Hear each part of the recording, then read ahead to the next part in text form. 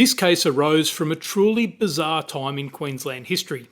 It starts with Supreme Court Justice Angelo Vasta, patriarch of one of Queensland's great legal families, including a Member of Parliament, a Federal Circuit Court judge and a Queensland magistrate.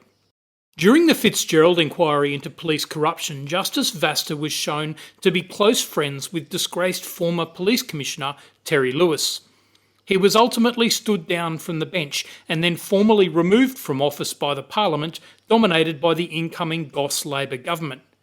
Police Commissioner Newnham alleged that Justice Vasta, directly or through his brother-in-law Santo Coco, a successful toilet paper manufacturer, had offered a large donation to Labor's Terry McEnroth in order to secure the incoming government's favour for him remaining on the bench.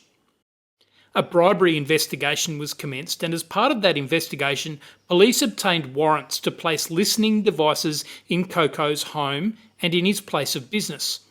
Those listening devices did in fact pick up important conversations, which led to Coco being charged with a bribery offence.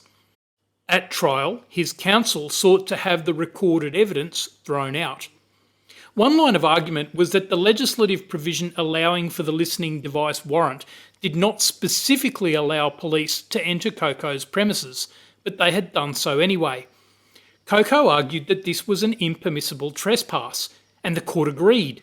The majority judges said, every unauthorised entry upon private property is a trespass. The right of a person in possession or entitled to possession of premises to exclude others from those premises being a fundamental common law right.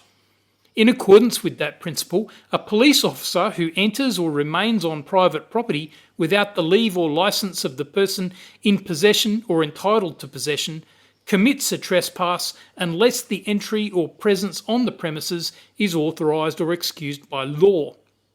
Their Honours then said that in order to allow an entry which would otherwise have been a trespass, the words of the statute had to be very clear. In this case, the words of the statute were not clear. The listening devices could have been used from outside the premises, the police were trespassing, and the evidence was not admissible.